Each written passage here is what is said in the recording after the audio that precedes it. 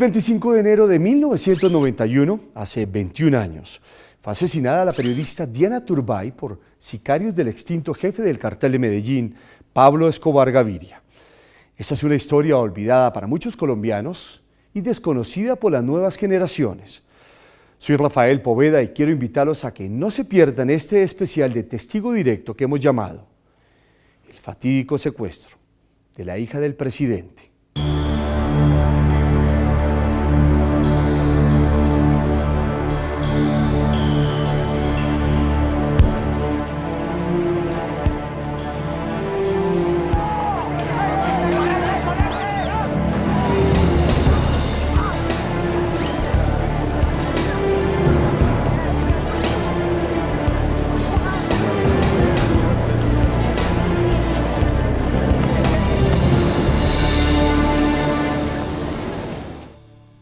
El corazón, lo central es el secuestro. El secuestro es un arma política brutal.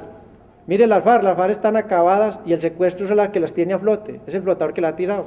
El secuestro es vital. El secuestro para cualquier organización es un salvavidas. Ese fue el salvavidas para el cartel de Medellín.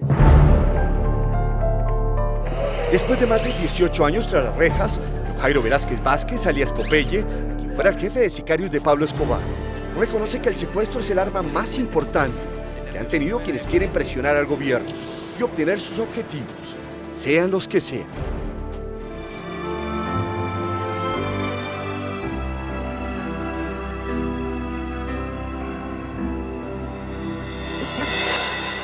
A principios de la década de los 90, Diana Turbay, hija del expresidente Julio César Turbay, se había convertido en una de las periodistas más influyentes del país. Dirigía la revista Hoy por Hoy y el noticiero Krypton. Además, le interesaba mediar en el conflicto armado, pues ya lo había hecho con el M-19. Ahora quería intentarlo de nuevo, esta vez con el ELN. Azucena Liévano era la jefe de redacción del noticiero Krypton. Nosotros con Diana Turbay, o básicamente ella, quería hacer una entrevista con el cura Pérez. El cura español Manuel Pérez, entonces comandante del Ejército de Liberación Nacional. Llegó una camioneta, nos recogió. En ese grupo iba Jero Bus, un periodista alemán, iba Richard Becerra, Orlando Acevedo, que eran los camarógrafos míos, Diana Turbay y Juan Vita. Richard Becerra, quien desde hace 19 años vive en España, era entonces camarógrafo del noticiero Krypton. En ningún momento llegamos a sospechar nada, porque ese tipo de trabajo ya lo habíamos hecho. Y fue así como el 30 de agosto de 1990 los recogieron en una camioneta y tomaron la autopista Bogotá-Medellín. ¿Cuál es el anzuelo? ¿Cuál es el qué? El anzuelo es el cura y el muchacho demuestra que él perteneció al ELN. En la revista le hace una investigación y se sabe que el muchacho es del ELN, pues no sabían que estaba retirado. Entonces el anzuelo es ese. Y ella sale y la citan en el Magdalena Medio. Salimos de Bogotá, tomamos la vía Medellín sin saber para dónde íbamos y ya llegamos a un punto donde nos nos cambian de carros, normal, como en todo este tipo de reportajes, nos cambian de personas que nos guían y llegamos y ya después nos meten al monte a caballo y ya ahí empieza como toda la odisea. Allí los dividieron en dos grupos. En el primero unieron a los tres periodistas, Azucena, Diana y Juan Vita, el editor general de la revista Hoy por Hoy. Y en el segundo dejaron al equipo técnico, el camarógrafo Richard Becerra, el sonidista Orlando Acevedo y Jero Paz, un alemán, el fotógrafo de la revista. Y nos dijeron que era una táctica de ellos, que no nos podían tener juntos, que por situación pues de estrategia para la guerrilla, en ese caso del ELN, y nosotros lo vimos como muy normal. Pero a medida que pasaban las horas, la situación se tornaba muy extraña, pues los supuestos guerrilleros decidieron encerrarlos con candado, lo que generó dentro de los periodistas un gran malestar. Pero les dijo, mira, que nosotros nos vamos, que no queremos hacer entrevistas ni nada, que nosotros nos marchamos. Entonces dicen los carceleros, no, ustedes no van a ningún lado, nosotros somos los extraditables y a partir de ahora ustedes están secuestrados. Nos quedamos con una cara desencajados, yo creo. Llega una persona encapuchada y nos informa que estamos en manos de los extraditables. Así como yo te estoy diciendo, está en manos de los extraditables creo que nos corrió frío por todo el cuerpo.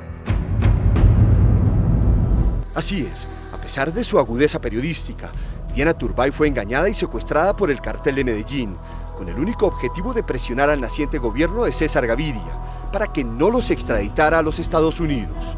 Carolina Hoyos Turbay, la hija mayor de Diana, tenía entonces 17 años. Pasaron como 4 días, 5 días sin nada que sabemos de ella.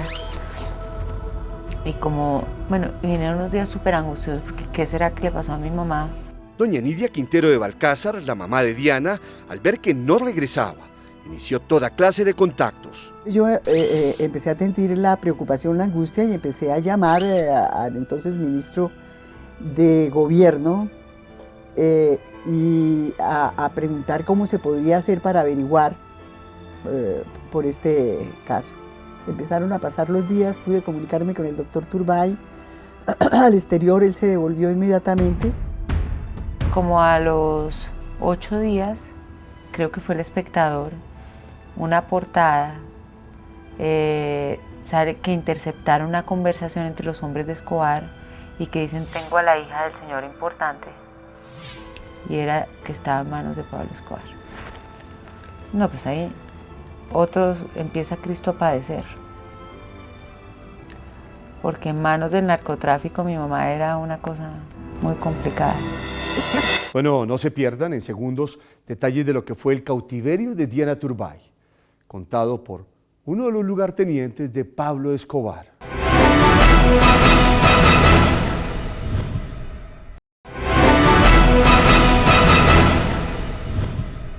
Continuamos con historias olvidadas en Testigo Directo. Mientras Diana, la hija del expresidente Julio César Turbay Ayala, era tenida en cautiverio en Copacabana, Antioquia, por los extraditables del cartel de Medellín, su señora madre, Nidia Quintero, lanzaba ruegos a Pablo Escobar para que la liberara. Incluso ella habló con la progenitora del capo para que intercediera, pero no fue escuchada. Para la década de los 90, el cura español Manuel Pérez lideraba el Ejército de Liberación Nacional, ELN. Mi mamá me decía a mí: el cura Pérez es el guerrillero invisible, es un guerrillero español, cura, que llegó a nuestro país hace muchos años y que está en la insurgencia y que por primera vez va a dar la cara, y yo estoy trabajando para que sea conmigo la entrevista y además para que cuente qué quiere. En su afán por tener una exclusiva periodística y también ayudar a un posible proceso de paz con el ELN, Diana Turbay y su equipo fueron engañados y secuestrados por los extraditables del cartel de Medellín. ¿Qué hizo Diana cuando supo que estaba secuestrada? Ella se asustó mucho, ella preguntó por qué, entonces simplemente la razón era: ustedes están aquí porque queremos hacer un acuerdo. ¿Por qué Pablo secuestró a Diana Turbay? Manejaba bien la política y estaba bien asesorado por el doctor Alberto Santofimio Botero. Entonces, al coger a Diana Turbay, se tiene agarrada a la casa Turbay y se coge la niña, porque la inteligencia se hizo bien hecha. ¿Cuál era el que le dolía? Y ese es el que le dolía al doctor Julio César Turbay Ayala. Se coge Diana y se tiene guardada ahí en Copacabana, Antioquia. Con asesinatos como el del director del periódico El Espectador, Guillermo Cano, el ministro de Justicia, Rodrigo Lara Bonilla, y el candidato presidencial Luis Carlos Galán, Pablo Escobar era el hombre más buscado por la justicia. Pero el capo no le temía exactamente a las rejas colombianas. Él estaba obsesionado con impedir a como diera lugar el tratado de extradición a los Estados Unidos. Rafael Pardo, hoy ministro de Trabajo, era entonces consejero de Seguridad Nacional y además amigo cercano de Diana y su familia. Realmente lo que estaba haciendo el cartel de Medellín y Escobar era generando una presión al más alto nivel. Quien es terrorista busca afectar decisiones públicas a través del terror, de la intimidación, de la amenaza, y eso es lo que hizo Escobar. Para asegurar el control de Diana y sus compañeros, Pablo Escobar los trasladó al departamento de Antioquia. Nos cambiaron muchísimo.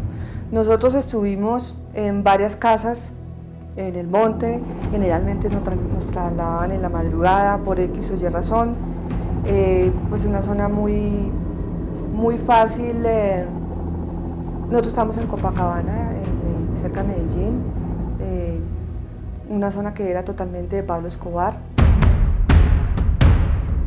Es más, el capo tuvo la osadía de llevar a Diana y a Azucena a plena luz del día hasta Medellín. Iba una persona atrás con Diana, en el puesto de atrás, yo iba adelante.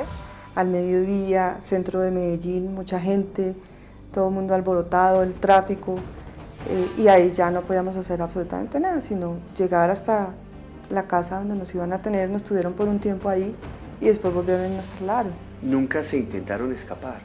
Siempre pensábamos, siempre que llegábamos a un sitio, mirábamos como esa posibilidad, pero había unas ciertas recomendaciones y eso finalmente lo comprobamos, y es que el área donde nosotros estábamos era toda Escobar. Fueron días y noches interminables. La noche era en vela, era en vela en el que reza uno muchísimo, compartíamos juegos, oíamos radio. Y ya en la mañana dormíamos y ya por la tarde pues estábamos otra vez ahí esperando la libertad. Doña Nidia Quintero, la primera esposa del expresidente Turbay, una mujer reconocida por su incansable labor social, tocaba todas las puertas para lograr la liberación de su hija. Yo empecé tratando de buscar acercamiento con la señora madre de Pablo Escobar.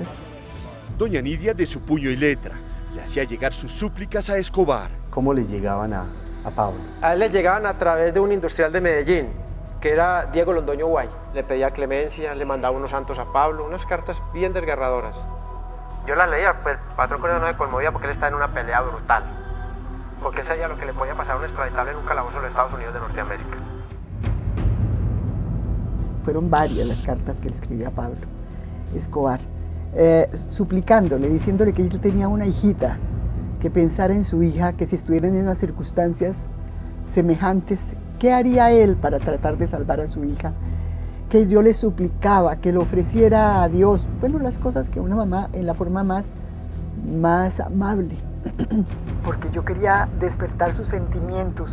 Pero lejos de conmoverlo, para Pablo Escobar cada carta de Doña Nidia era una batalla ganada. Él lo capitalizaba, de que más dolor tuviera esta señora, más apresionada por lo de la constituyente. Pasadas varias semanas, los extraditables ya tenían la sartén por el mango. ¿Por qué toda esa presión era inaceptable para ustedes? Es inaceptable que un delincuente a través de un secuestro pretenda cambiar la política del Estado. Aquí y en Cafarnaúm. Mientras tanto, en cautiverio, Diana vivía con un gran sentimiento de culpa. Se sentía culpable el hecho de que estuviésemos nosotros allí secuestrados, porque ella decía que con nosotros no iba el tema del secuestro, era por ella que la querían, era ella, digamos, el trofeo. Azucena Liévano, autora del libro Una historia que no fue contada, estuvo con Diana durante 3 meses. El gobierno del presidente Gaviria empieza a ceder en cosas, como es el sometimiento a la justicia de todos los narcos y de los extraditables. Empieza a ceder y empieza a soltar uno a uno, a cuentagotas. El primero en ser liberado fue el editor de la revista Hoy por Hoy, Juan Vita, el 26 de noviembre de 1990. Y el segundo, el fotógrafo alemán Gero Bass, el 11 de diciembre. Esto produjo un sentimiento de esperanza para los familiares de Diana. Cada vez que salía uno y me decía que había estado con mi mamá y que me contaba un poco de mi mamá, era como volver a tenerla y a sentirla. La tercera en recuperar la libertad fue su compañera inseparable, Azucena Liévano. Yo siempre le había dicho a Diana que el día que yo me regresara a mi casa me iba a regresar con la misma ropa, porque allá nos habían dado unas sudaderas, unas cosas. Entonces ella entra a bañarse y cuando ella está en el baño es cuando llega la persona a decirme que me arregle, que me aliste, porque me voy. Pero igual yo sentía como angustia porque no sabía para dónde iba, si era cierto que me iba, si era cierto que no, tantas cosas. Entonces me dice, aliste sus cosas porque se va. Cuando Diana sale del baño, yo me había puesto el jean con el que me había ido en mi chaqueta, entonces ella me vio así y ella me dijo, nos vamos.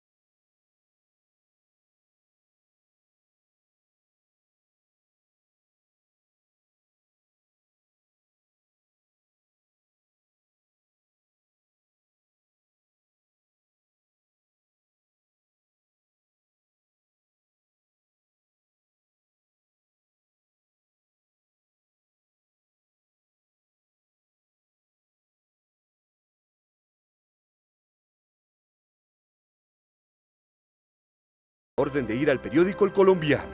Pregunté en la recepción, a la entrada del edificio, el doctor Juan Gómez, y la persona que estaba ahí en la portería me dijo, ¿quién lo necesita? Yo le dije a Azucena Liévano, me dijo, bueno, un momentico. Y yo me quedé ahí esperando. Y entonces, cuando fue que yo vi que venía todo el mundo de la redacción, venían corriendo por ese parqueadero hasta donde yo estaba. Yo vi que bajaban los periodistas, bueno, todo el mundo, y Juan Gómez venía también. Cuando él llega ahí, entonces ya yo lo abrazo y yo ya digo, o sea, yo ya me siento libre. En ese momento es cuando me siento libre, antes no.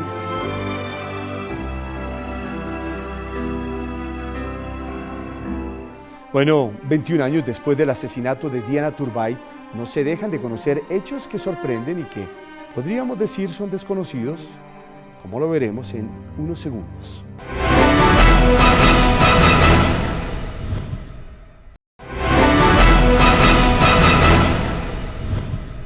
La orden de rescate a sangre y fuego impartida por el expresidente César Gaviria Trujillo a la policía puso punto final al secuestro de la periodista Diana Turbay. Esta es la última parte de este especial. Con la liberación de Juan Vita, Jerobás y Azucena Liévano, doña Nidia Quintero empezó a temer por la vida de su hija, pues el único mensaje que recibía de Pablo Escobar era muy claro: no podía permitir un rescate a sangre y fuego. Había la orden de sonarlos, y sonarlos quería decir eliminarlos, pegarles unos tiros y matarlos. El sonidista Orlando Acevedo fue liberado el 17 de enero de 1991, casi 5 meses después del secuestro. Entonces el camarógrafo Richard Becerra fue reunido nuevamente en cautiverio con Diana Turbay. El reencuentro fue genial, pues un abrazo, lloramos. Yo creo que lo pasamos, fue muy emocionante. La libertad tanto de Diana como de Richard dependía de que el gobierno de César Gaviria firmara el decreto 2047. Era el del sometimiento a la justicia, en el que se daban las condiciones para la entrega de todos los extraditables. Era un decreto que le aseguraba a los miembros del cartel de Medellín que no serían extraditados a Estados Unidos y que pagarían cárcel en Colombia. Pablo Escobar puso a Diana en manos de un experimentado sicario, Ricardo Prisco Lopera, que era el que le manejaba toda la comuna de Pablo Escobar, la de Aranjuez, que era una comuna muy importante. Diana Turbay era la joya de la corona de Pablo Escobar. Era más que una secuestrada. Era el símbolo de la lucha entre el Estado y el narcotráfico. Por eso el gobierno de César Gaviria decidió jugarse la carta del rescate. Y para eso infiltró a la organización de Ricardo Prisco Lopera, que en la mañana del 25 de enero apareció muerto. Pablo se puso muy triste y me dijo, papi, esto no está así. A Ricardo lo entregaron y como Ricardo era el que estaba manejando la seguridad de Diana, van por Diana. Y no se equivocó, pues a las 10 de la mañana de ese mismo día, el 25 de enero de 1991, el comando de la policía llegó en helicóptero hasta la casa donde permanecían en cautiverio Diana y Richard. Nosotros estábamos durmiendo y nos dicen los carceleros, oye, que nos vamos, que nos cayó la policía, y nos sacaron por la parte de atrás de aquella casa donde nos tenían encerrados. Y salimos y empezamos a correr montaña arriba.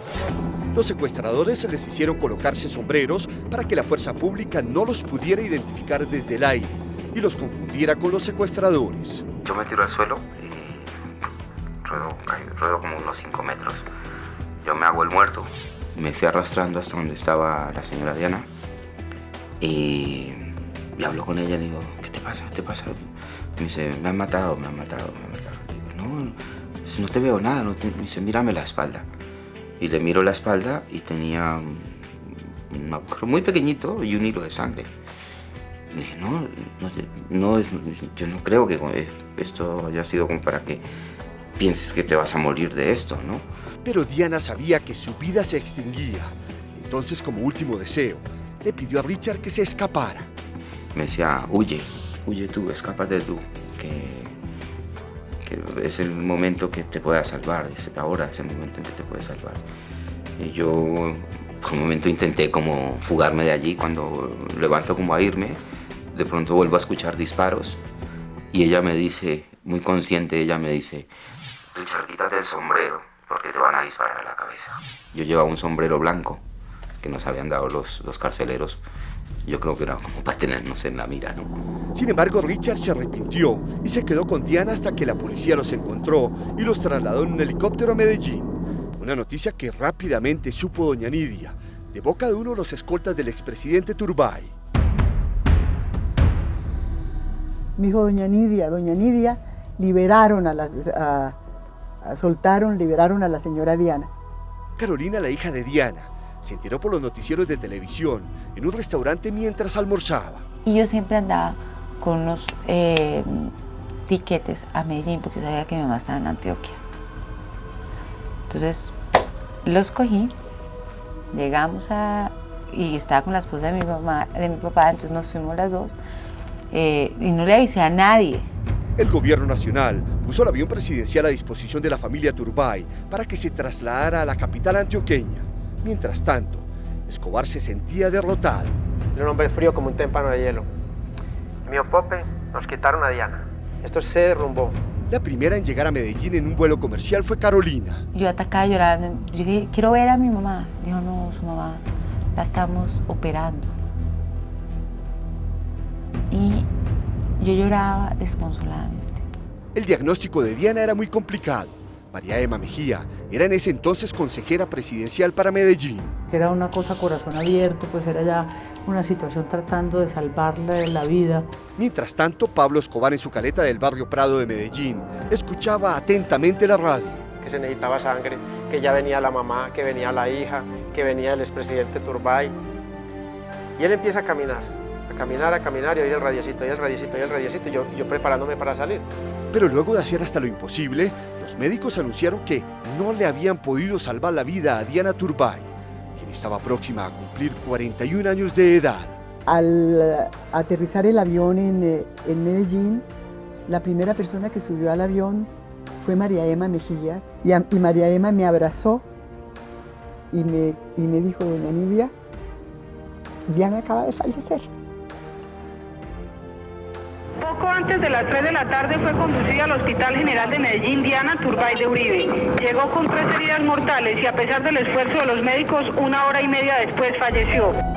Mientras el rescate fallido de Diana era noticia, Carolina abrazaba a su madre. Fue horrible.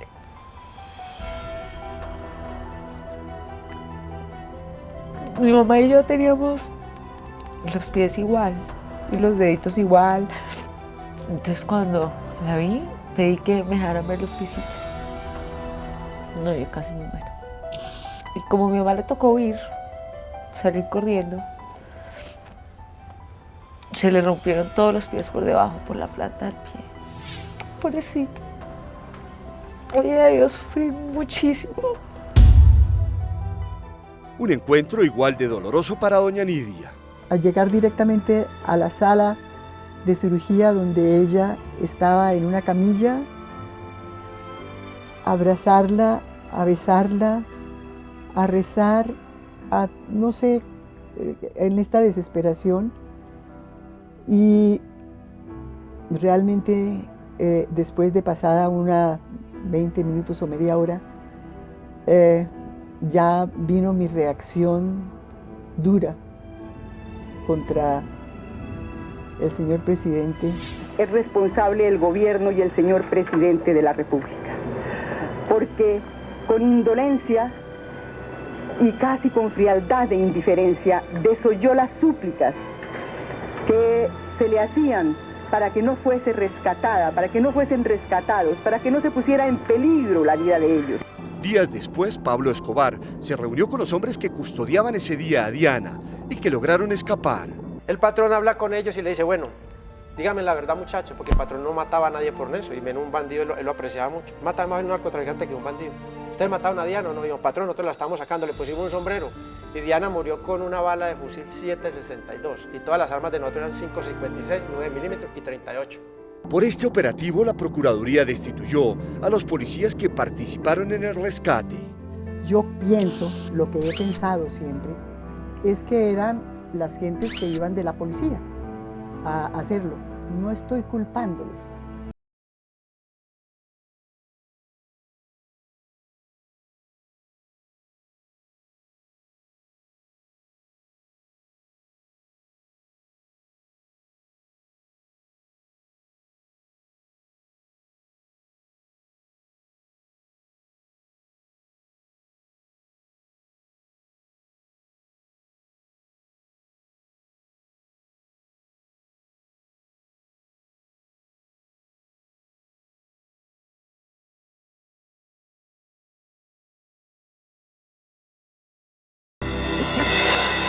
21 años después de la muerte de Diana, sus hijos mantienen vivo su legado.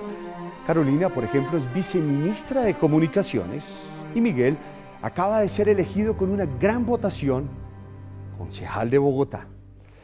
Bueno, de esta manera hemos llegado al final de esta emisión de Testigo Directo. Si usted quiere ver estos y otros reportajes, lo pueden hacer aquí en nuestra página web www.testigodirecto.com.